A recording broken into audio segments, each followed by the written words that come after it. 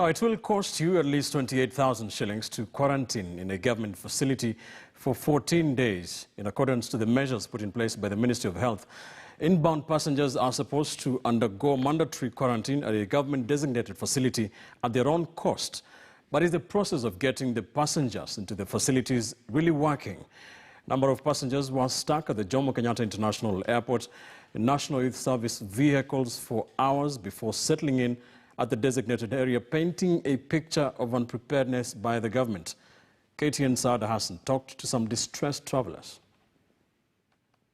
According to the Public Health Act, a person can be placed in isolation and detained there until a medical health officer says that he or she is free from the infection or is able to be discharged without posing danger to the public. In the last few days, a number of Kenyans have been jetting back into the country for various reasons, with a good number being students.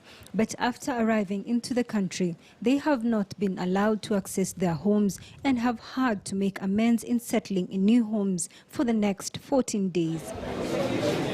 It has not gone well with some of those affected. I came from Dubai with a KQ flight that got into the country at around 11:30. So we got on the road.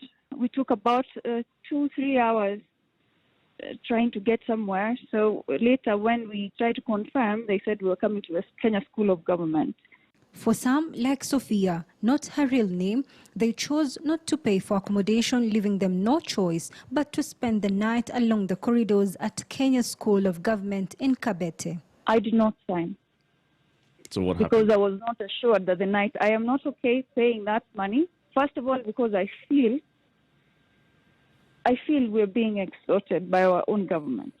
In a conversation with a parent of one of the passengers required to undergo mandatory quarantine, she told me this is a devastating period for her. There are 16 of them in the bus, but you see, because of breathing in there for so long, you know that is a danger. They're actually exposing them. The Cabinet Secretary for Health, Mutahi Kagwe, had issued directives that anyone getting into the country had to be subjected to a mandatory quarantine at their own cost. He has also advised hotels to lower their prices, especially for the involuntary customers. If your normal charges in a hotel room are 12,000 shillings, you should be charging no more than 50% of that, or even 25% of that.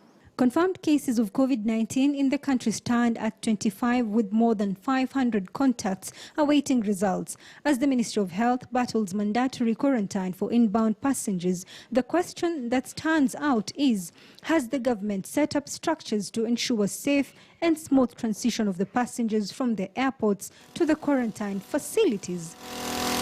Saada Hassan, KTN News.